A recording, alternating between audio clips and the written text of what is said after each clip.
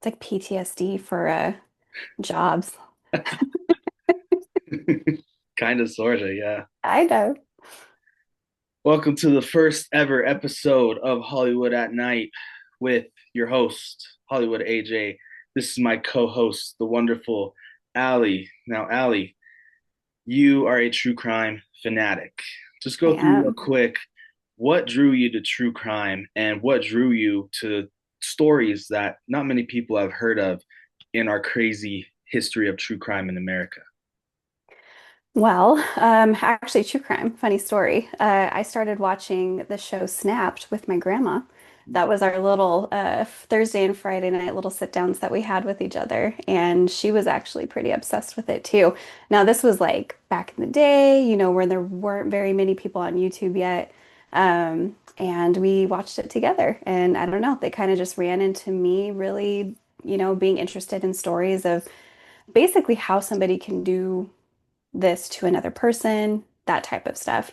So I started getting into it. I was just, again, fanatic, just a listener. I downloaded actually one of the first true crime channels that I ever listened to. I think it's about 11 years old. Oh, wow. Is Sword and Scale. So shout out to Sword and Scale. Kind of got me started, and they talked about really, really dark cases. So stuff that a lot of people really couldn't stomach. And Hmm, I was like, oh my God, I love this stuff. So I was pretty crazy even back then. nice. So I think I started back in like 2015 is when it really like set in. Wow, 10-year Um, anniversary. 10-year anniversary, yeah. But yeah, so I also wrote for a YouTube channel. I was a script writer for a true crime channel actually here on YouTube, and that was wonderful. Do not know how I landed that job. I do know how I landed that. I'm a really good script writer. But again, writing is my number one passion. So absolutely love to write. When I landed that job, it just hit 100. I was like, this is what I want to do for the rest of my life. So, Hell yeah. so yeah. So again, I'm a writer. Love true crime. Love talking about this stuff. What I like to do with true crime specifically, though, is kind of dissect the cases. So Mhm. you do get a lot of channels on here that kind of give you just the facts, kind of what happened, which they're all wonderful. I watch them all, no complaints here. But I also like to dissect how was the courtroom? How was it when they, were convicted? If they were, wrongly convicted. Some people think people are wrongly convicted. Yeah, And then high profile cases, which changed the game for our judicial system, in my opinion, which we'll talk about here in a second. But yeah, so that's why I love true crime. That's why we're doing this now. So awesome, awesome. Yeah, and yeah, for the same people that are subscribed to my YouTube channel, Hollywood AJ, you're like, I'm pretty sure they're like, what are you doing on a true crime podcast? Well, I tried having that going hand in hand with my own YouTube channel, but I feel like balancing sports and balancing, you know, entertainment, movies, I feel like true crime wouldn't have really fit my objective when it comes to my other YouTube channel. So that's why I'm here. You know, you're a true YouTuber when you have two podcasts and you're doing yeah. podcasts in the world. So, yeah, you guys could catch me on here. And for the fans watching now, please be sure to like and subscribe before we really dive into what we're going to go into. Hit that like button, comment on what true crime case you want to see next, you want us to cover next. And with that being said, let's get into it. The real Let's get reason why into you it. guys tuned in. Diane Downs, this is a story that no one's really talking about.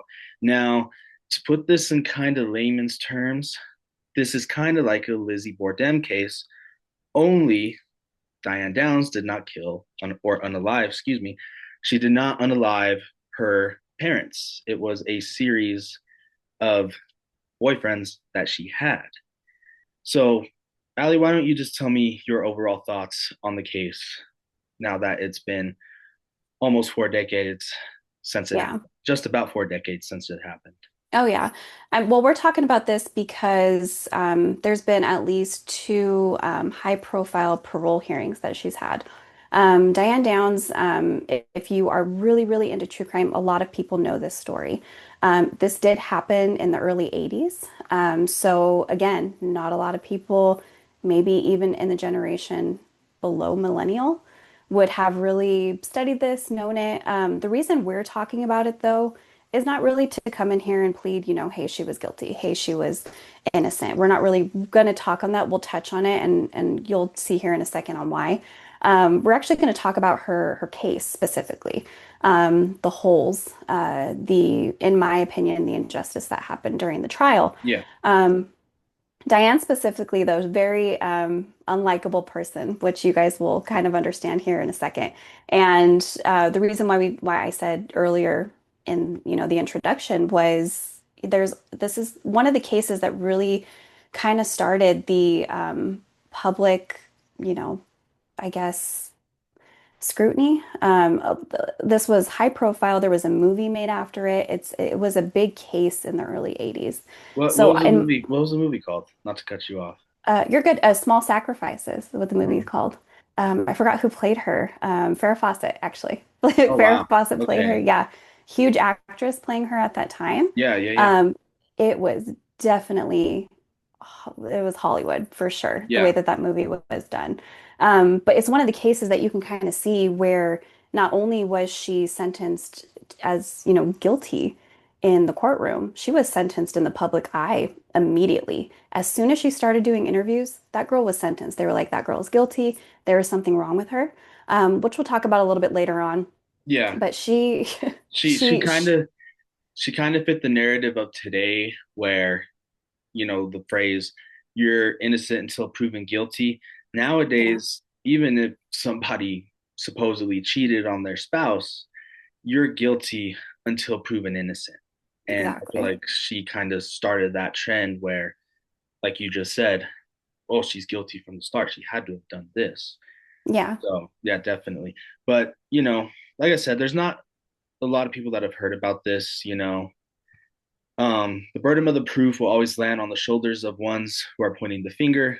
System isn't perfect, but if someone is accusing you of committing a crime, they better have enough evidence to prove their accusation.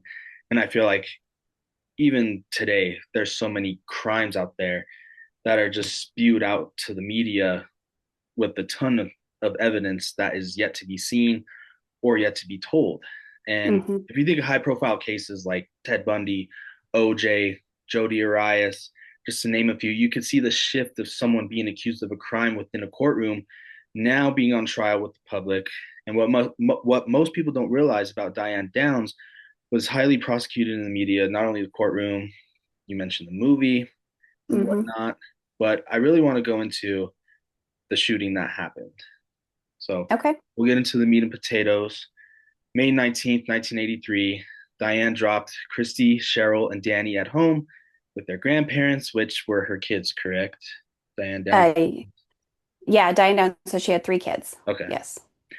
The children spent most of the day with their grandparents. Diane picked them up after work around 3 p.m. and went back home to make them dinner.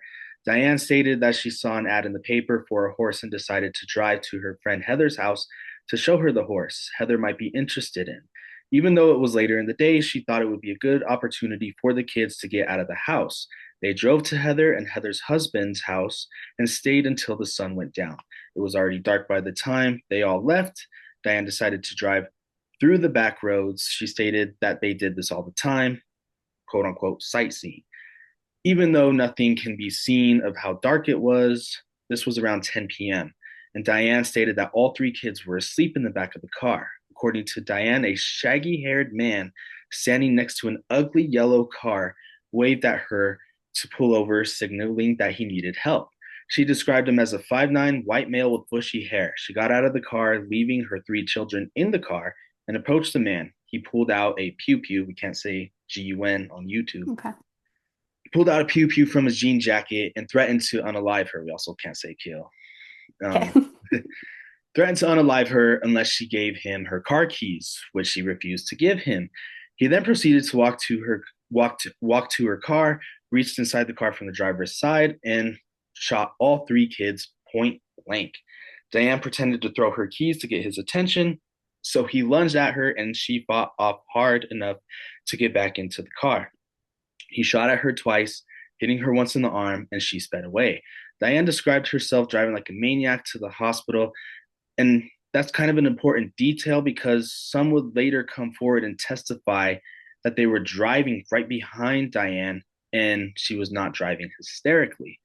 She then arrived later at the ER at Mackenzie Williamette Hospital in Springfield, Oregon. When she pulled up, Diane was described as remarkably calm, which is kind of weird. The doctors and nurses who were trying to save the kids' lives were more emotional than Diane. Ugh.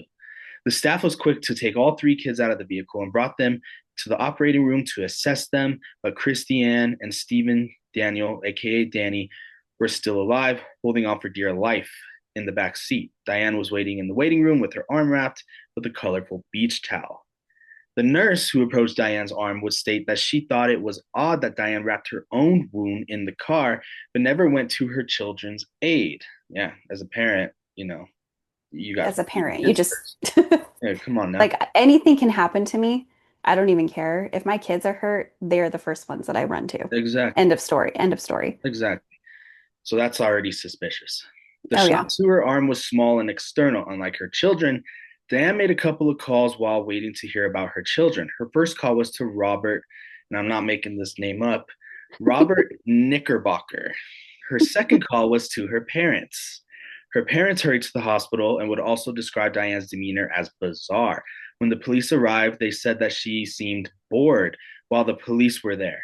Diane received the news the doctor from the doctor that Cheryl unfortunately passed away, and Diane barely batted an eye when she was told her other two children were going to recover. Her response was, "Do you mean the bullet missed his heart?" Oof. This Yeah. shocked everyone there, but the police would state that they chalked it up to her being in shock, which I mean, I guess is a plausible theory, you know. Hmm. The police asked Diane if she would accompany them to the spot where they were shot. Diane agreed and made comments about her car being ruined, if there were gunshots, despite her children's blood being drenched in the back seat. Again, police would chalk it up to her being in shock. At the scene, police found the bullet casings, and Diane gave enough information to give a composite sketch of the man that shot her and her children. Anything to add on there from all Oh that? my. That was a Ugh. lot. Let's uncover the scene really fast, okay? So from everything that Diane said and said what happened at the scene, um, the reason that everybody thought that her actions and her response was so bizarre is because they were literally putting themselves in her shoes, Mm, just like we're kind of doing right now. I mean, if you can just picture you and your kids driving at 10 o'clock at night as a mother, I don't know if it's going to be the same for men. I would never in a million years stop for somebody waving down on the side of the road if it's just me and my kids. And no, honestly, if it's me and my husband on the side, you see somebody on the side, I would say, absolutely not. Don't yeah, stop. They'll be fine. We'll call the police if they seem that distressed. We'll let them know exactly. what's going on. So, with that being said, we can't put ourselves in a situation like this because it's never happened to us. Yeah, I've never had somebody, quote unquote, put a gun to my kids, right, ever. right. Never would that would never happen. Um, so when they're trying to gather this evidence, because what people don't realize is that even if you're innocent, okay, when something tragic like this happens, the police, from the minute that they show up to the scene, are analyzing everything. They're going Mm, to analyze your response, analyze everything. From there on out, it's not really up to you if you're an innocent person to be like, oh, I need to make sure I remain innocent. That's probably not the only thing that's going through your head. yeah, So, where I give a little bit of grace to this part of the story is if she is in shock, if she's truly, truly in shock, is she, is that just who she normally is? Is this the response that she has when she's in shock, which is calm demeanor? People can't relate to that. And we're going to talk about her personality disorders that she was yeah. diagnosed with here in a second on why she reacted that way.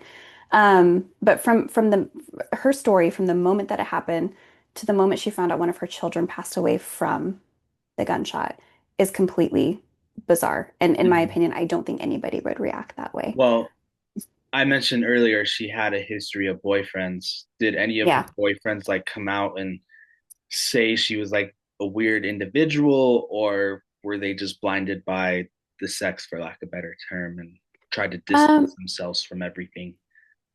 from everything that we kind of put together, for this specific story to be told, The only person that ever came forward to testify against her was her ex-husband Mm. and the man that she was having an affair with. So Oh, she had an affair. So on her side, she had an affair while she was married to her husband. That's the reason that caused the divorce. Then mm. she also had an affair with a married man. So she Oh was my on kind of goodness. both sides of the thing. So she So was the town tart, basically. I mean, for lack of a better word, yes. And again, no judgments.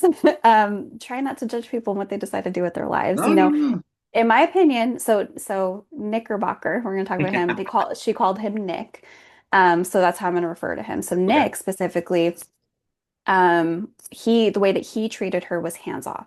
I think he was just in it for the sex. Mm, In my opinion, not in my opinion, this is what he said to her. I don't want to leave my wife. mm, I would never leave my wife for you. I don't want to be a dad. We'll talk mm. about that here in a second, on why that was so important, during testimonies. Yeah. So he was the only one that kind of came out of the woodwork. Nobody ever said that she was a weird person. Mm, Nobody ever said that they really had anything to worry about. mm, Um, we'll talk about this here in a second as well, but she was a surrogate. She was actually a surrogate. mm. Yeah, Diane loved being pregnant. So we'll talk that's a about that in perfect a second. segue. Yeah. May 14th, 1984, almost 1 year after the shooting, the trial for Diane Downs began. She showed up to her murder attempted homicide trial pregnant. As you Pregnant. just said, she slept with a man she met on her route for her postal service job, seduced him. This is noted to have been purposely because, according to her journals, Diane tracked her cycles religiously, and she knew it was at a time in her cycle where she could become pregnant. So she was a surrogate, Hmm. but this was on her own volition, This right? was on her own volition. Yeah. Okay. So this was, I think this was May 14th, 1984. So Yeah. what people don't realize is that she was never arrested Mm, for the murder of her children. mm, It wasn't until later on, actually almost a year after. dang. So she went back to life as usual. She worked for the USPS. Wow. She went back to her job. So it was Well, that's during, true because, well, okay, to back it up real fast, yeah. did the guy that supposedly shot at her, what happened Hmm. to him? That is, if he wasn't made up, there are people that Does came. that come later? Am I So there are people that came out, and a guy was named. okay? But in my opinion, it was made up. But there were people that came during one of her parole hearings that came forward. Mm, Actually, four people that came forward and said that there was a guy by the name of James Haynes, I think it is Hines or Haynes, hmm. that confessed to them that he was the Okay. one who shot them. So Hmm. yeah. So here's a couple of interesting details that I think you would find interesting as well. The prosecution demonstrated a live action of exactly how the shooting occurred. They had a cardboard car and dummies to represent the children. Cheryl Lynn was shot in the front seat in an attempt to flee. She tried to open the car door. She was then shot in the back and fell halfway out of the car. Again, I'm just providing context for the people at home. Danny was sleeping in a curled up position behind the driver's seat with his forehead towards the seat. He was shot in the lower part of his back because of his sleeping position. Christy Ann was also sleeping with the back of her head leaning against the back window seat. She was shot in the chest area. Investigators believed, based on the blood splatter, she sat up towards her mother and was shot again. Number two, the tape deck in Diane's car was called an auto reverse deck. This was For all, for all the youngins out there who yeah, don't know what that is. I'm only 25. I have no clue what that is. What All right, so back in the day, and cars did not have CD players. I uh-huh. think until the early 90s. Don't quote me on that, but I think that's when they had what's called an auto reverse deck. So instead of skipping back on a song or going back and forth, you had to rewind and fast forward. Mm, An auto reverse deck, if the car was still turned on, it would auto rewind the tape for you. And this is a okay. big key detail in this, so remember that, okay? Okay. This was explained that once the first side is done playing, it will continue to go back and forth from front to back until the ignition turns off or is removed. Oh, that's okay. Yep. Okay. Now I know what it is. Ding, ding, ding. It will, okay. The tape player proved that the car was never turned off, like Diane said. In her story, Diane said that she turned off the car and took out the keys. according to the tape player, this was not accurate. So that's, I think, one of the nails that in the coffin, honestly, just one of the biggest nails that was probably in her Yeah. coffin because she lied about it. So, Here's where it gets crazier, though. Diane's biggest nails in her coffin were the testimony of Nick and her daughter, Christiane. Robert testified that Diane constantly asked him to leave his wife. He also testified that he told her that he, under no circumstances, wanted to be a father, let alone a father to her children. Now, Nick is not the that Nick is not the guy that she slept with on her mail route, right? no, that's a That's just completely another different guy. rando. Actually, that we can just call that a fling. Yeah, that was Okay, just literally, that was just a honestly, rando. Okay, okay, that's just a rando. Yeah. that's what I thought. Um, he also testified that he told her. Okay, it is believed that because he said this to her, this was the reason that she unalived her kids. Not blaming Robert, but she was obsessed with him. In the book and the movie Small Sacrifices, Diane got a tattoo of a rose with Robert's name under it. However, that could have just been a Hollywood tactic. There's Yeah. no evidence of that being a real life thing. Now, Let's talk about Nick really fast. yeah, yeah, So Diane Downs, she was diagnosed with a personality disorder, and I have it in my notes, but I can't think of it off the top of my head. HPD. Yeah, so Yeah. HPD, there was a scale to where a lot of these people who have this personality disorder, they're actually very, I don't even know how to say it. They're a little Is slutty. it is it like schizophrenia kinda? It's not. It's more of like, let's say, just a heightened sense of needing attention. Oh, And so, however you get that attention is okay with them. got So, she was never completely happy in a relationship until she met Nick. it. Nick was a married man and she Mm-hmm. was obsessed with him. He testified she was obsessed with him. Nick is, I would say, the one person that Diane loved. If Mm-hmm. she knew how to love, was the one person that Mm-hmm. she loved. Yeah. Yeah. Wow. That's crazy considering it's just some random guy. Not It, not the guy she met on the postal service, but again, yeah. you know, not her Yeah. husband. So Yeah. we moved to the trial. She she didn't get arrested like you said, but now we're Hmm. at the trial. Christiane took the stand. From her shooting injuries, she still had trouble speaking, which is again Diane's daughter, but was Hmm. very quick to point out who the shooter was. She testified that the song Hungry Like a Wolf was playing during the drive. She said that after Diane got off work, she picked them up from her grandparents and drove to her friend's house to give her an ad about purchasing a horse, so that lines up with everything else. Yeah. Chrissy said that on the way back home, they pulled over on a dirt road, and that's when she woke up. Diane got out of the car, but left the car running. It's an important distinction because it contradicts Diane's testimony of her fake throwing the keys to get away from the shooter, which honestly, when I read that, I was like, wait, he's already shooting. Why would you throw the keys? Like Yeah. that. She said it to distract, which That, again is that already completely out sounds of that already sounds stupid. If I'm being honest, that already sounds Right. stupid. Yes. This okay. She opened up the hatch of the car, grabbed something, and came back to the driver's side door. This is still Christiane saying her side of the story. Hmm. From the outside of the driver's side window, Diane shot at Cheryl Lynn first, Danny second, and Christiane last. Now, it obviously happened quickly, but there's also no information on why Christiane just sat there if she's the last one shot. Now, do you think that Christiane was the one in shock, basically? 100%. I mean, I think she was 9 at the time. And she was, I mean, they were all technically sleeping, which goes against Diane's, testimony saying that they went out for sightseeing. Mm, So just think of yourself as a kid. Your parents are the ones that you trust the most. It doesn't sound like her kids had any normal upbringing. right. No, not at all. So I think, honestly, I think just being in shock, I as a 9-year old, I could never imagine fight or flight. I'd never No. had that in me.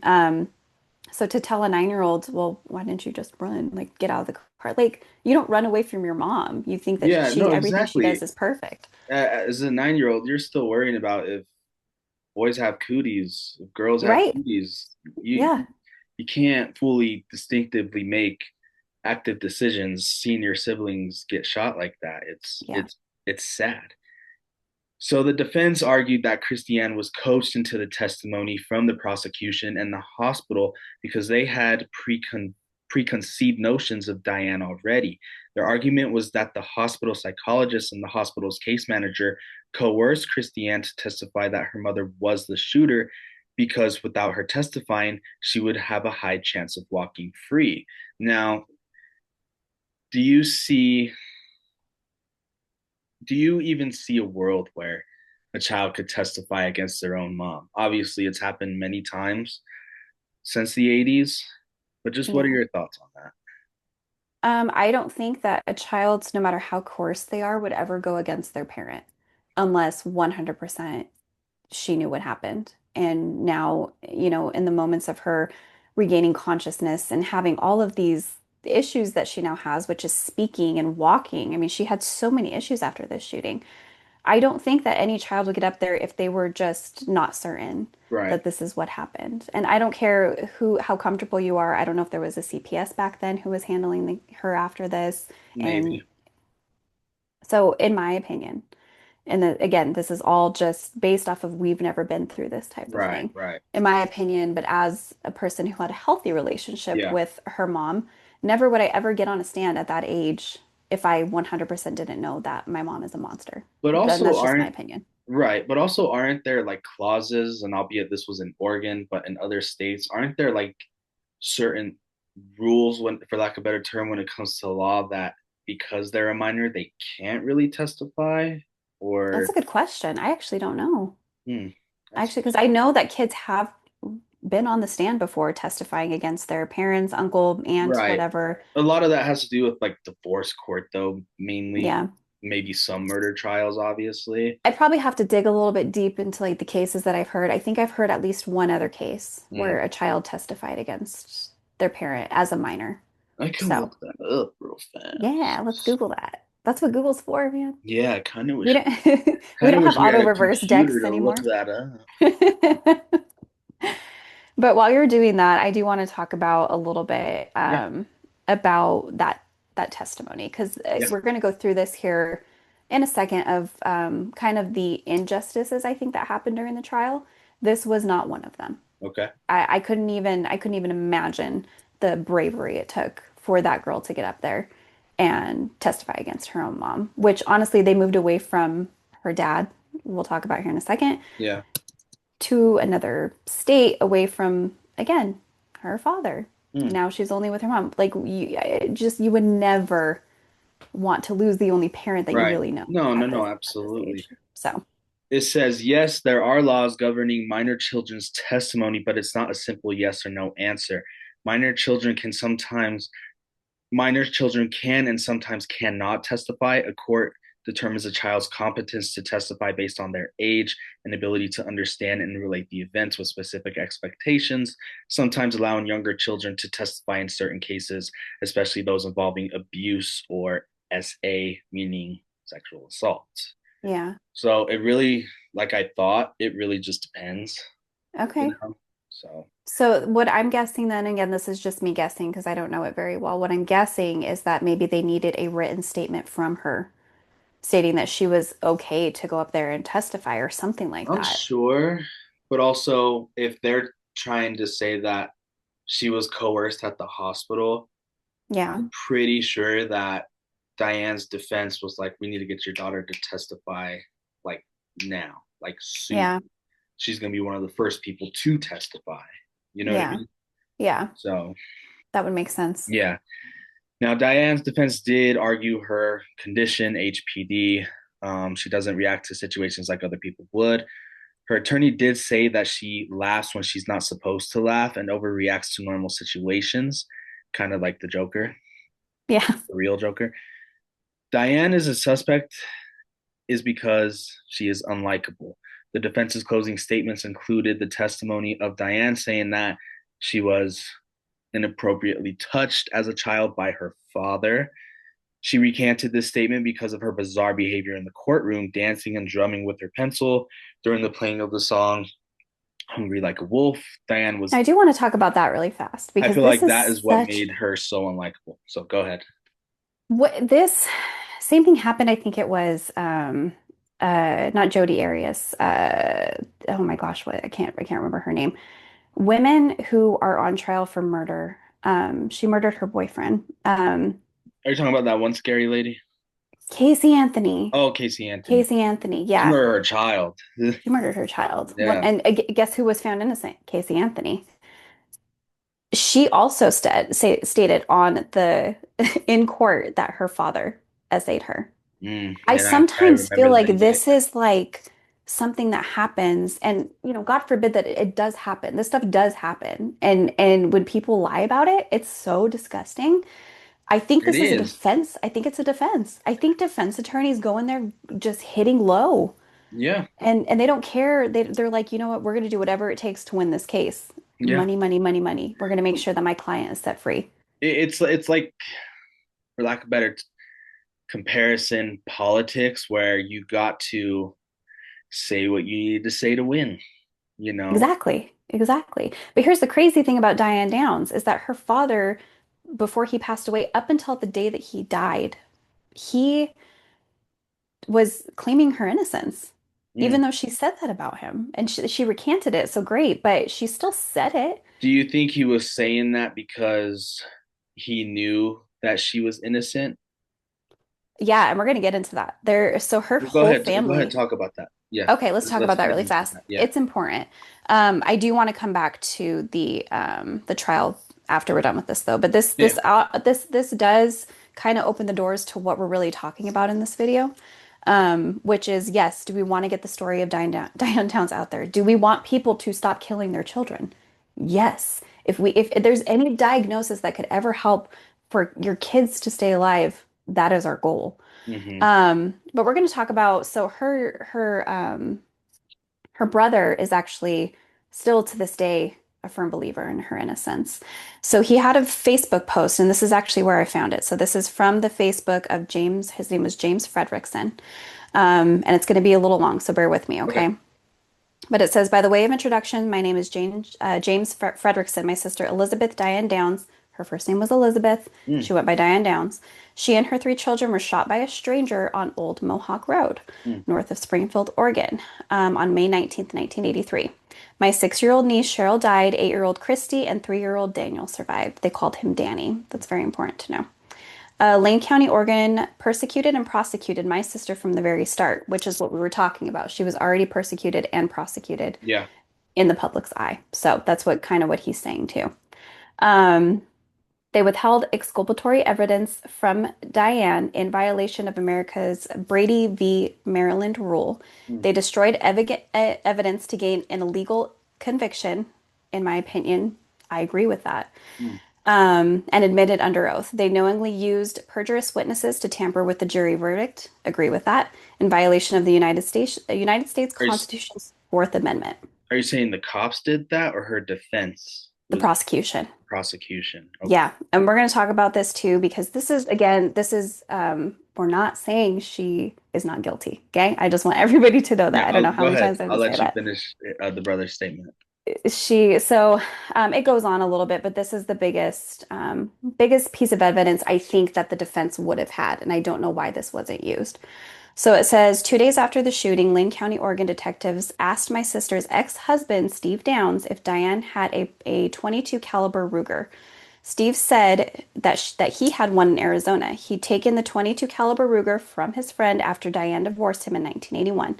Diane never owned a 22 Mm. caliber Ruger, Mm. which is what the prosecution and the cop said is the gun that killed the kids. Mm. So just FYI, just backtracking a little bit. During the shooting, Diane was asked that same night, was asked to accompany the police back to the crime scene. They Yeah. asked her to get in the car, drive back to the crime scene. Yeah. There was no murder weapon ever found. This woman was prosecuted with no murder weapon, Really? and people just brush over that. So she shot, did she have gun residue on her hands? which is what you're supposed to test for. Yeah. So everybody can complain and say, yeah, she wasn't acting normal. In my opinion, the police didn't do their job either. Why aren't No. you testing her hands? Why aren't you doing any of this? And I think that's the part that truly compels me is how do you not recover a murder weapon? Like where could she have put it? There is a, and we'll have to do the math on here.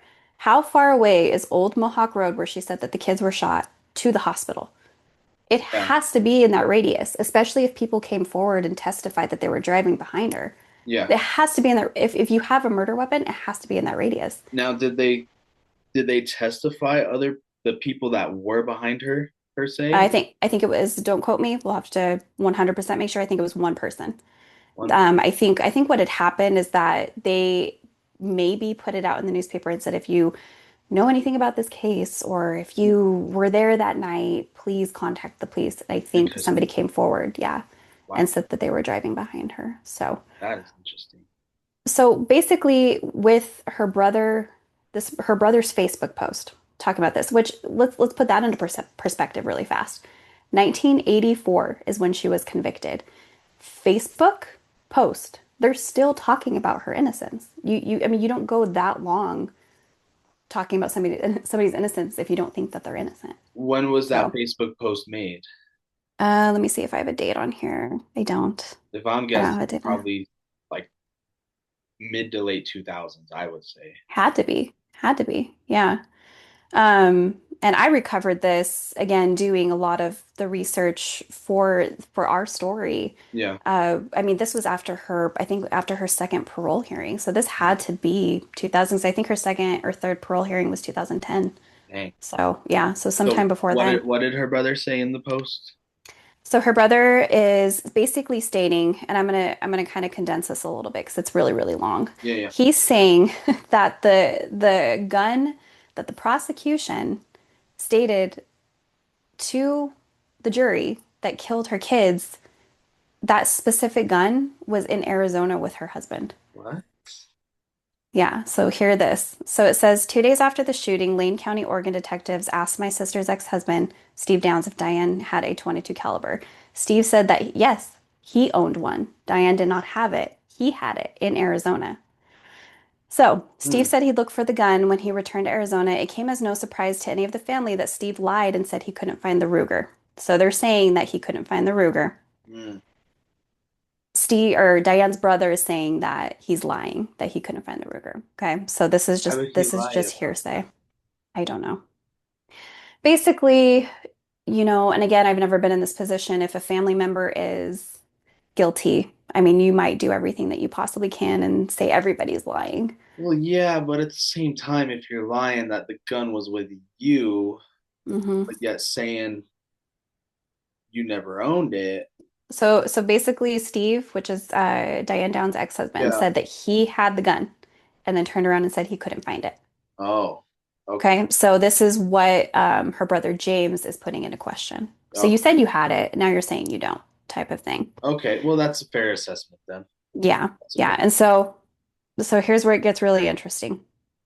So he goes on to say, Lane County, Oregon prosecuted my innocent sister for murder, claiming she used Ruger serial number 14-76187 to shoot her sleeping children.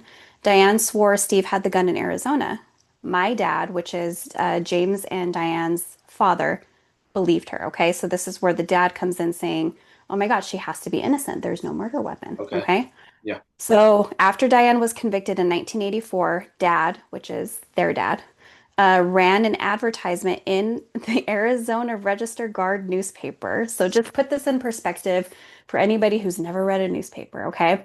You could put in ads for anything. And I don't know if they still do that to this day. I cannot remember the last time I read a newspaper. I don't think so, but yeah, in the 80s, yeah, definitely.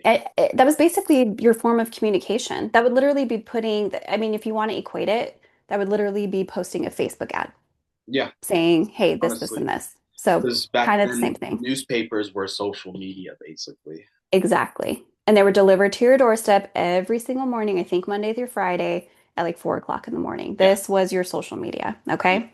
So her dad, put a an advertisement in the Arizona Register Guard newspaper offering a reward for this gun with this serial number. Yeah.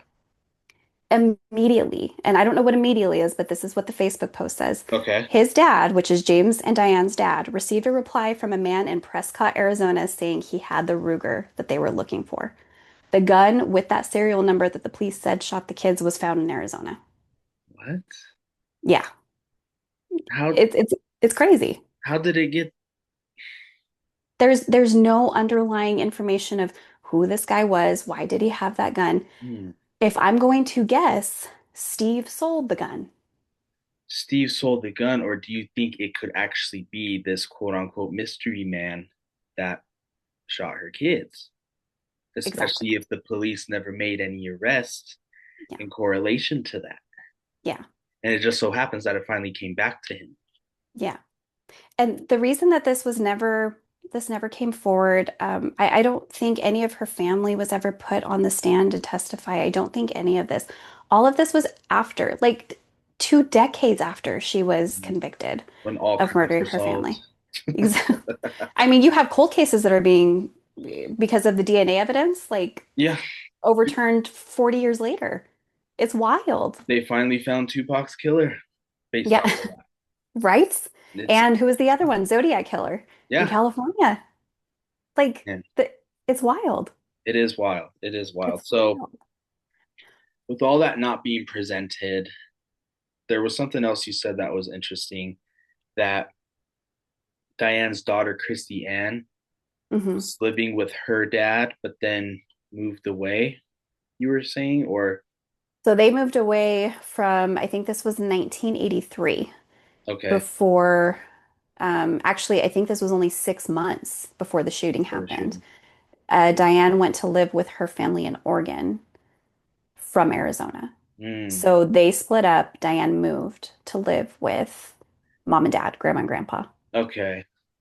Well, now that you mentioned that, and again with her birthplace being in Arizona, I don't see how that could be the guy that she's saying, you know. Right. So the guy James is who we're going to talk about here in a second, the one that people actually came forward and wrote a sworn affidavit, by the way, which Yeah, we can put in the notes or whatever. go ahead and dive into that. Oh, that is a mess. That is a mess of a story right there. Um, so Diane was convicted 1984, just to make sure everybody has the timeline. And we can also put a timeline for everybody if they want to see it like in the notes or something like that, because it gets a little convoluted. Yeah. Um, So Diane, go ahead. sorry, so she was convicted in 1984. She moved to Oregon 6 months before all this happened. So everything before that, the cheating and moving away from her lover, Nick, and all this stuff, I mean, this just happened 6 months before the shooting, which is why, again, the prosecution thought it was fresh enough to where, oh my God, these kids are getting in the way. She killed the kids because she wanted to be with her lover, type of thing. Okay, Which is yeah. very, very But interesting because Nick told her even the kids, yes, are an issue. I don't want kids and I don't want to father your yeah, children. But he also said, I would never leave my wife for you either. right. So even if, and here's another thing that the defense could have used. Okay, great. They wrote letters back and forth. If Nick, if she used that, what Nick said to kill her kids, Nick also said, it's not just the kids.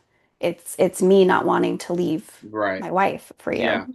I mean, he was So honest about it. He was honest yeah, about it. And because Diane was so obsessed with Nick, you can make an argument that she did attempt to unalive all three of her kids, almost Chris Watts style. You know, right? Yeah, I that's what I think. That's my analysis of it all. yeah. You say she got convicted, so does that mean she got convicted of killing unaliving one of her kids? Hmm. Yeah, actually, I think no, no, no. The only living kid was Christy. So Danny died in the hospital. Oh, okay. Cheryl Lynn died at the At the scene, scene. Yeah. and Christiane was the only surviving child. So So, she got convicted for that. hmm. She was So found guilty. she was found guilty of unaliving two of them, and Damn. then attempted for the other one. Whew. Yeah. And how long did she serve? Because she had a parole hearing, and you mentioned that something happened in that parole hearing? So I think it was, so I don't know the actual, I don't know the actual term used. I think it was multiple life sentences. Now, if she was having parole hearings, there had to be something there that probably said possibility for parole. Hmm. Because I think that if you, like Chris Watts, for example, Chris Watts was, I think he was sentenced like 5 life sentences Yeah, yeah, without the possibility of parole. right. So somewhere in her, whatever she was Sentence. accused of, her sentence, it had to say possibility of parole because I think she has a parole hearing every like 5 years or something Damn. like that. So yeah, I mean, the yeah. fact that she even has a glimmer of hope to get out is Which is also another thing. Let's ridiculous. talk about that. Like Yeah. you're sitting behind bars. I think it's now going to be, oh, I don't even know how long it's been. 30 years? Since 30, she 40 got years? convicted, 40 years, right? 40 plus? yeah, we'll say 1940. 41 because the trial was in 1984. Yeah. We'll say 41. If you can see me doing the math in my head, it's not Yeah. my strong. But I Yeah, no, think no, yeah, I 40 something I years. do it too. And she's still adamant to this day. I mean, she's fighting for herself and her brother are fighting every single day to get her out of prison. Yeah. I mean, So don't you think just being in prison would, I mean, would you ever have that come to Jesus moment if you were guilty and be like, you know what, I did it. I'm here for the rest of my life. You guys don't believe me. Like, let's hey, move on. if they said that Jeffrey Dahmer had a come to God moment, Yeah. I know if you've seen the Monster series, you know exactly what I'm talking about. Of course, I've seen the Monster series. Yeah. So he had a come to God moment. Hmm. If that man who used to eat his victims and do the most unspeakable things to another Yeah. human life can Yeah. quote unquote find God, anybody can, no matter Yeah. how big or small your crime is. You Yeah. can. I think it's a testament to her disorder of her needing attention all the time and the fact that this garnered attention not only from the local news but to Hmm. the state news, to the country news, the world news. She liked that attention. So I Yeah. think instead of her trying to be like, well, yeah, I did it, this is why, I apologize, Her story's over. She doesn't, especially yeah. because Yeah. she was already disliked. That's it. That's good. Yeah. She's trying to just ride the wave of, I have all this attention. I'm Yeah. going to keep saying that I'm innocent. The more I say I'm innocent, even though the evidence don't really stack in my favor, Yeah. then I'm going to keep getting coverage, keep getting talked about, and things I like didn't even think about that. Actually, let's talk about her personality disorders really that. Yeah, yeah. fast. Because even though she was, even though she had these from an early age, I mean, you're talking about the promiscuity and everything that she had from a very, very early age. She Yeah. got kicked out of her college, just FYI, at the age of 18. Hmm. She went to a Baptist college, I think it was Long Beach, California. She got kicked out after a year for promiscuous behavior. So this was not just something that was new. I mean, she was promiscuous from a young Like age. trying to fornicate, or I don't know. I love that word for it. That because I definitely feel only like religious promiscuous institutions. is taken a little bit out of context. You know what I mean? Well, if you're going to a Baptist school, I mean, it could be just be like showing your ankle or Yeah, yeah, something. true. But True that. Yeah, no, yeah. like, oh, sorry, your skirt wasn't long enough. Yeah. Where you're showing some shoulder. I would have been out of there immediately. Yeah. No. Let me pull it up really fast because I want to talk about her diagnosis because Or people think that she HPD. was. So HPD, she actually had like 3. Oh So let wow. me pull it up here. So she, oh man, this girl, she was a hot mess. Like, if anything, like, let's say she is innocent. Let's just like play that card really fast. Okay. Girl was a hot mess from day one. Well, let me I ask mean, you, do you think she's innocent? do I think she's innocent? No, Yeah. I don't either. no. What I'm angry about has nothing to do with the fact that I think she's innocent. What I'm angry about, because I'm going to compare this to Casey Anthony, Yeah. okay? For legal reasons, she was found innocent in a court of law. Therefore, she is an innocent, free citizen walking, okay? I rule 100%. Everybody knows. But here's what happened in our People court called of her the law. female OJ. OJ, excuse me. And let's talk about OJ too. I mean, there's you're looking and you're screaming at your screen when you're watching these on your television or, internet, whatever, YouTube, whatever you're watching on, Yeah, and you're going, how in the hell would a jury ever find that person innocent? Here's how. You have the prosecution. So if you're prosecuting somebody, so let's say that, I went to jail for shooting somebody, okay? Nobody saw me, no witnesses or anything. They yeah, arrest me. They're trying to prosecute me. They don't have enough evidence to prosecute me. The right. the reason that a jury is made up of your peers is because it's not like, oh, who did the better show, the prosecution or the defense. Yeah, This is hands down, is there enough evidence beyond a reasonable doubt? If there is no doubt in your mind that that person can be guilty, you do not send them to prison. That's just what happens. So, with Casey Anthony, defense did what they did best. Sleazy defense lawyer, if any, oh, we can cover that case. They did their best to just confuse the jury as much as they possibly could. But here's the thing, nobody could put Casey Anthony that night where her daughter was found. How do you convict somebody like that? Let's talk about Diane Downs. How do you convict somebody without a murder weapon? And how is that murder weapon that you're stating that was used all the way in Arizona? In my opinion, that is enough for me if I was on the jury to be like, I have reasonable doubt. I have reasonable doubt because of this so specifically. do you think that it should have been a mistrial at worst? 100%. So you 100%. you think she's innocent? I don't think she's innocent. I don't. But you're just saying based off the facts. Based off the facts, here, same thing with Casey Anthony. I don't think Casey Anthony is innocent, but in the court of law, the defense or the prosecution did not do their job well enough Mm. Okay, to uncover everything to get her convicted.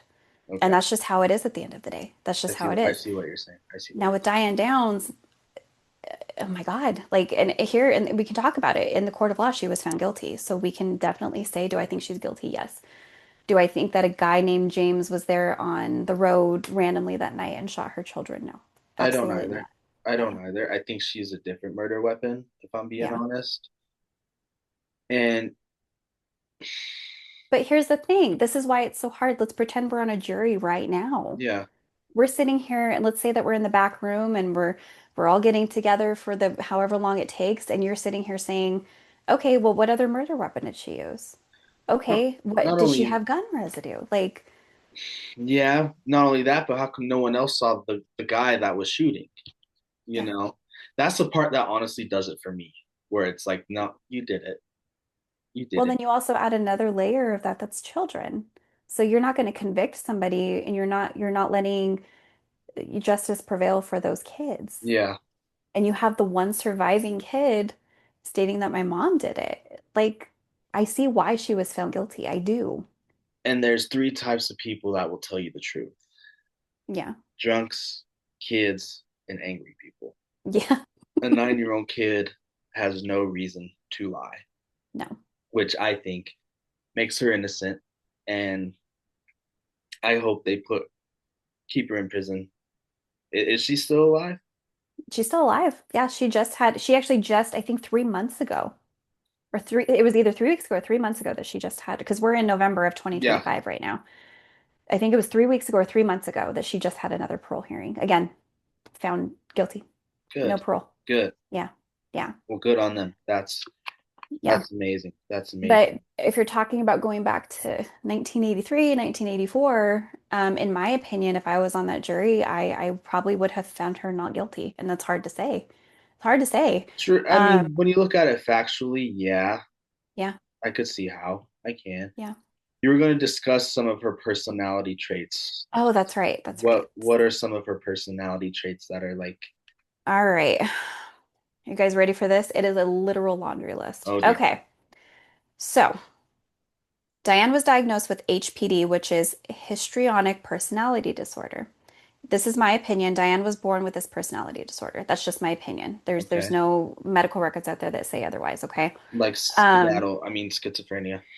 exactly. Yeah, it's honestly a disorder. I don't think unless you go through maybe something traumatic that would ever just arise later on in life. Again, my opinion, not a doctor. And then according to the Cleveland Clinic, HPD can only be diagnosed if a person just FYI, usually female. Females are usually diagnosed with this, meets five or more of the criteria. So needs to be the center of attention. Mm, Ding, ding, ding.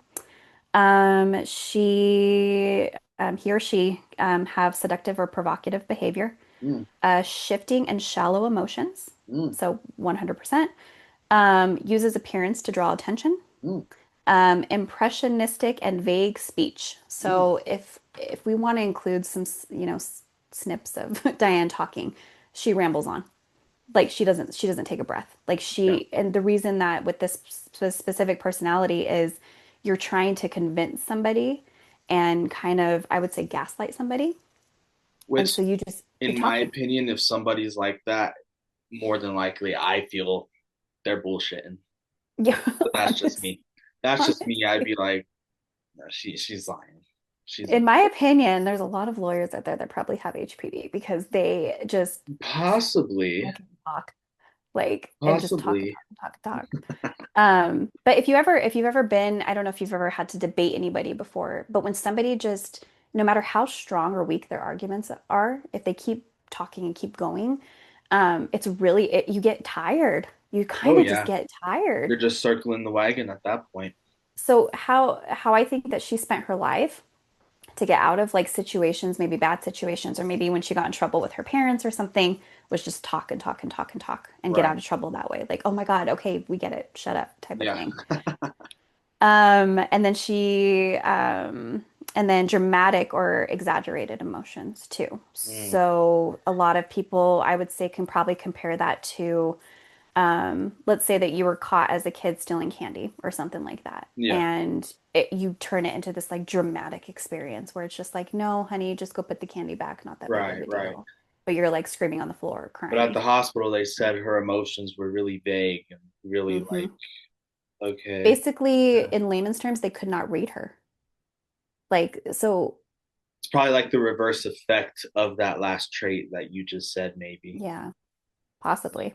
Which Possibly. I think everything honestly that you just read to me further proves her guilt. Yeah. So, Yeah. Which again, we can say because she was found guilty. So, and I'm on that um, train. yeah, I know. So that was HPD. She was also diagnosed with a few other. Now, here's the thing about her diagnosis. She was not diagnosed until after the incident. Really? She only saw, I think, a psychiatrist, which we'll talk about too, because her psychiatrist actually wrote and signed a sworn Yeah. affidavit condemning the prosecution for So that was like using, them trying to like make it seem she's guilty, like she's guilty by insanity, basically, like Ed Gein kinda. yeah, like so basically they didn't even, so she had this like psychiatrist basically because Diane was not convicted immediately or she was not arrested immediately. She went to the psychiatrist to deal with the trauma of the events. Mm, So they before starting down this long journey of Diane Downs, they sent her and helped her maneuver through traumatic events that they mm, thought happened. Like, oh my God, like how could you have gone through that crazy experience of a guy shooting at your kids and mm. killing two of them? Yeah. So she actually saw a psychiatrist after this, and she was not diagnosed with these specific things um, until she met with that Mm. psychiatrist. So nobody Which, knew of her mental illness or whatever it was before this and happened. that's kind So. of interesting, and I don't mean to like discredit any mental illness, but the fact that it wasn't like a schizophrenia or Yeah, something of that giant of a scale, yeah, I feel like, you know, nobody took it serious, A, yeah. and B, it also kind of fits as to why she was acting the way that she was acting, not Hmm. just before the trial, but during and after, in Yeah, my opinion. exactly, exactly. And I'm gonna read, and so during her, I think it was, I want to say it was her first parole hearing. These people actually wrote sworn affidavits or came forward on behalf of Diane Downs because of Diane's father. Mm, So Diane's father reached out. He actually started a web page. mm, I think this was like the early mid 90s.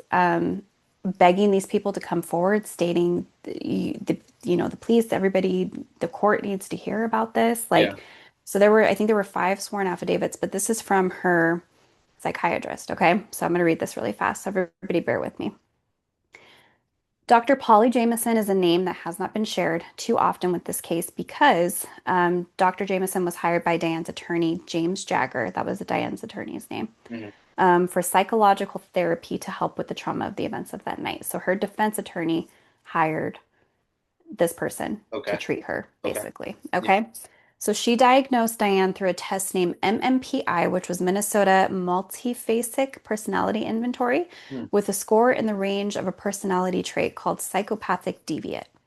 Oh, wow. Diane never agreed to have this information released, and Dr. Jameson never offered the results to anyone except Diane and her attorney. Now, here is what Dr. Jameson wrote. She protested, actually. This is a protest to the prosecution. And these are her own words, by the way. Yeah. And this says, I understand from newspaper, and then in parentheses it says the newspaper name, and from people in the courtroom that you asked Diane, are you aware that the psychologist has diagnosed you as a deviant sociopath? This has not, as far as I know, been cleared up in front of the jury. Is this true? I want you to know that I did not diagnose Diane with that diagnosis. Hmm. In fact, deviant sociopath is not even a psychiatric diagnosis at all in the official DSM 3. Okay. Diane's score on the PDF scale was a 4. So if you guys want to look this up, the PD scale number 4 is high. Hmm. So it is on the verge of possibly having a psychosis or basically a psychosis disorder, Yeah. but it's still in the normal range. So even though it's on the high normal Yeah. range, still normal. Yeah. Okay. And she stated that that is within the normal limits. Nobody would just use that such a diagnosis on a client. I need to register a protest regarding this issue. I am very unhappy with the jury being left with the impression that I gave that diagnosis to Diane. Hmm. And then she stated, "Why did you not let me testify and explain my notes to you?" Hmm. This was like an official protest from her Right. psychologist, which again is so bad on the prosecution side. It is, but again, here's why I think not. Because it wasn't a well-known mental disorder. You know, Hmm. again, I'm not discrediting any or all mental illnesses. I Right. think, if you're struggling with something, please talk to somebody. But at the same time, in the 1980s, when you have like an Ed Gein who has schizophrenia, or Richard Ramirez who had another form of schizophrenia, but on like a little smaller of a scale, Yeah. I think with that being said, people are like, okay, well, those sound like personality traits, not really a disorder. Because Yeah. what you just explained, it honestly sounds like, hey, that could be somebody's personality, you Yeah. know? So the fact that Yeah. they're trying to bring that in, they were probably just like, whatever, Yeah. they were probably like, what does that have to do with a mental disorder? Can I Especially tell you, because, can I tell you why it was such a big deal though? okay, So, in the movie, again, I had to go back and make sure that this wasn't just Hollywood's interpretation of what happened. This actually happened on the stand, okay? In the movie Small Sacrifices, this diagnosis was also included in the trial scene. So, because it's included in the movie, I went back and I made sure that this was an actual prosecution against Diane on the stand if this was really said. According to Dr. Jameson, oh, sorry, hold on one second. The diagnosis that exists is not allowed in the courtroom. So Dr. Jameson came forward on an actual protest and said that this is not a diagnosis that exists. So how was it allowed in the courtroom? So if the prosecution wants to use this fake diagnosis as the reason that Diane Downs, as a deviant sociopath, which is not even an official diagnosis, but they claimed that it was because of notes that they were never supposed to have in the first place in front of the jury, why did they not bring the actual doctor in to discuss those notes? mm, In my opinion, that would have made a great argument for the defense. mm, So if just imagine we're sitting in the courtroom, we hear this deviant sociopath diagnosis. The defense brings up Dr. Jameson Hmm. and says, "Can you please explain your notes to us?" And then she says, "Prosecution's lying. Yeah. That's not a real diagnosis. So whatever they said needs to be basically kicked out." So you're just basically saying that it should have been brought up and basically had like a chance in court to see Mhm. where it would have went. At least Basically, that portion of it. yes, in layman's terms, the prosecution diagnosed Diane with a diagnosis that doesn't exist. Mm. So if a doctor came up and said an official diagnosis, if an official doctor came up and said, "Yes, I treated Diane, I met with her," this is not a diagnosis. That whole Hollywood scene would have been kicked out of the trial. They made such a huge deal about a diagnosis that is non-existent, which in a I courtroom is get you now. so unfair. That's It's like interesting. let's say that you're sitting in, you're being questioned, okay, and you're up on that stand, and they say, "AJ, we were told by one of your doctors, that you have borderline personality disorder, Mhm. and that which can also create manic thoughts in your head. So wouldn't you say that that night you were having a manic episode?" And you're like sitting there like, "Okay, maybe I do have that disorder."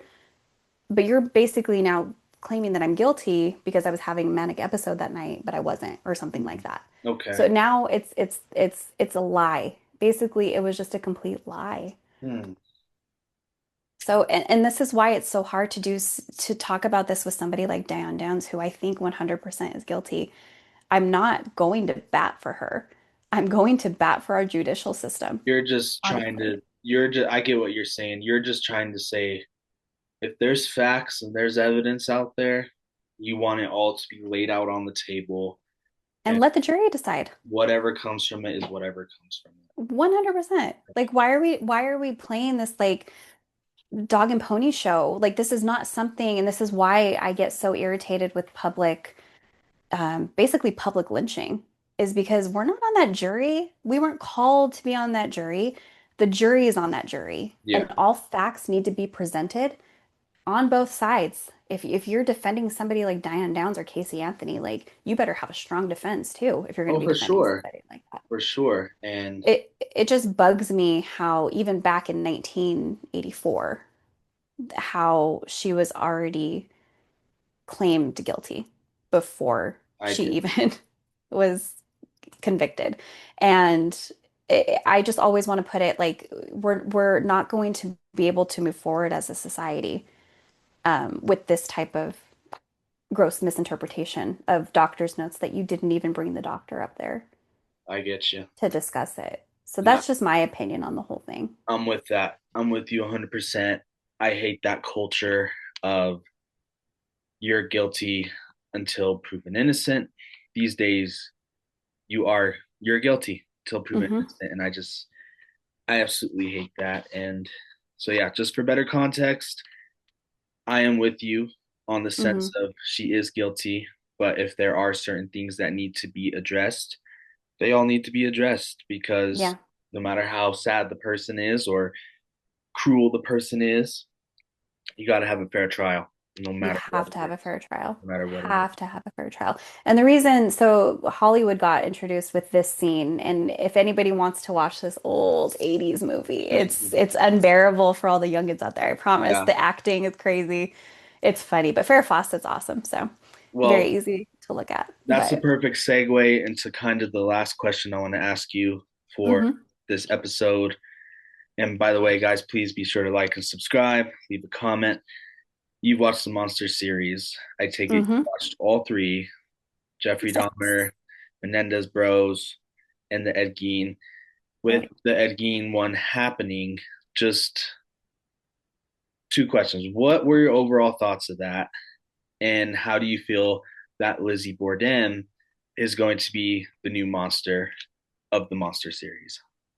Well, okay, so I don't want to say she's underrated because she is not. That story is wild. Although, I'll give you my takes in a sec after yours, but go ahead. okay, I don't have actually, Lizzie, I'm gonna have to revisit that. I don't have a lot of knowledge with that case. Ed Gaines, though, if you want to talk about that. So I think he was also on Mindhunter. Have you ever seen Mindhunter? Was that I've the heard story of on? it, but I never sat down and watched. Okay, so I want to say that. Well, in my opinion, I mean, these are the people, and again, I don't want to romanticize them at all. I am not one of those women who are Oh, writing letters to them oh in man. jail. I promise. I'm not that person. And they These are wonder the why they big. can't find a good man when they're in love with serial killers. Like, God I dang. also have another spicy opinion. Women are just as crazy. Oh, Just for as sure. crazy. For Oh sure. my gosh. For sure. And I that's could not me never. being sexist, but there's evidence out there in future episodes we could get into on just I how mean, if you if you want to talk about true bitches crime could be, statistics, you know? yeah. I mean, women are majority of the listeners and readers of true crime and Yeah. anything that has to do, criminally related. And I'm wild, I'm crazy. But these are the cases that really, really just make me just so fascinated. Honestly, I'm just so fascinated with, and it's not even probably like the crimes that they committed, because when you really, really dig deep into these crimes and you really understand that these were people living everyday lives like we are right now, who Yeah. got their lives taken away from them. That's not something that should ever be downplayed or Right. Hollywood or romanticized. But I do, and this is why I love the Mindhunter series too. I'm very fascinated with getting into somebody's head Mm. because you have people out there, you have the religious folk that say demons, possession, it's the only possible explanation to be able to do that to somebody. And we can, I mean, that's an argument. Fine. We can talk about that. It really is fascinating to listen to somebody who has taken lives talk so normally. It really is like to be Yeah. interviewed. That's why I'm interested. I absolutely love them. Absolutely love all of them. So, Yeah.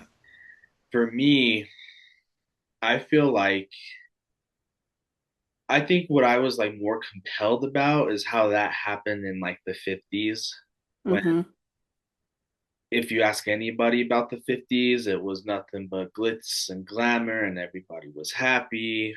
There was no crazy crimes. But then you yeah, got this guy who kind of wasn't even a serial killer. He only killed two people. yeah, And last time I checked, digging up bodies is yes, weird as fuck. But two, it's also not a crime. it's not a crime. Well, It's is not it? is not a crime. There's no like crime against like desecration of like a body or something like No, that. especially Oh, back. I looked that up too because I was like, how did he not go to prison for that? He basically yeah, lived the rest of his life in a mental hospital. yeah.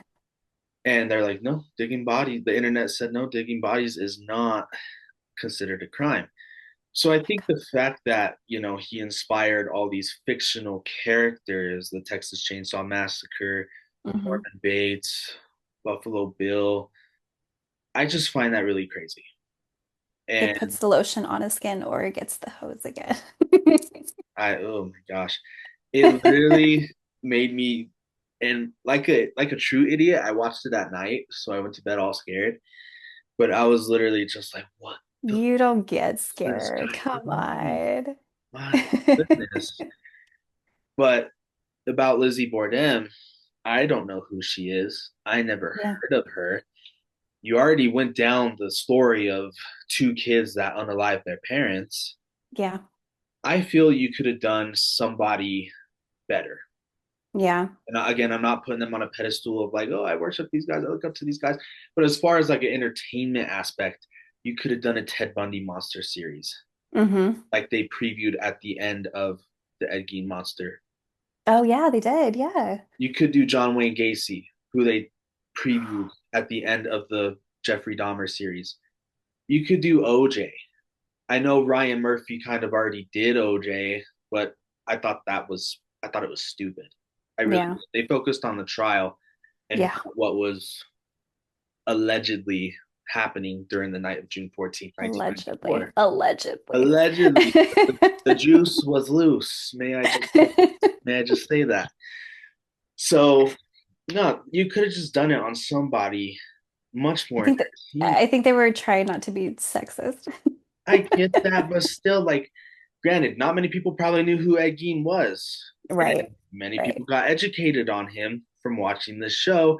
So I could Yeah. see the aspect of why they're trying to do yet another quote unquote underrated type of serial killer per se. Yeah. I just hope they do somebody much more cooler for the next. We'll have to talk about John Wayne Gacy. Phew. Yeah, ooh, that guy was absolutely insane. Absolutely. Do you know that whole story? I know how he trapped his victims, Yeah. and it was So if there's any story, honestly, I can honestly say this. If I've listened to every single case there is, probably, maybe, possibly. Every single, even like little cases, like local cases that people like I'm in deep. John Wayne Gacy is a guy that I seriously have to pray after I oof. read or watch it. That man was sick, like That's how sadistic I am with sick. the Night Stalker. I know Yeah. I know he's dead and gone, but I swear I feel like this weird presence when I just bring up his name. So Yeah. Yeah. we'll end Well, on that. Go ahead. he also hailed Satan in the courtroom, didn't he, or something like that? He did. Yeah. He did. But that's another story for a different day. We will You guys will have to stay tuned for all of those. well, we're planning on covering it all, ladies and gentlemen, from 1950s murderers all the way till now. We'll be Yep. talking about all of it, especially if you leave a comment in the comment section on who you want to see us talk about next. Thank you Please, guys please. for liking, subscribing. Please leave a comment. You can catch me on my regular YouTube channel at Hollywood AJ. Where can people catch you, Ali? So you guys can catch me. This is my first YouTube video, actually. So hello. Give you a little round Thank you, of applause for everybody. getting through it. Definitely not over here sweating my butt off, but so You I did actually, great. I'm just on Instagram. I have my writing page, which is underscore a dot brothers, and then underscore Ali B. So You heard it, ladies and gentlemen. It's your boy, Hollywood AJ. First one in the books. Denver Broncos yeah, that we won. going to the Super Bowl. I already could feel Sorry, it. Chiefs fans. I'm trying not to like have anybody not watch our videos, but boo. Yeah, yeah. We'll keep the sports out of it, but yeah, I just Yep. gotta throw that in there. Go Broncos! Bye. All right, y'all, we're out.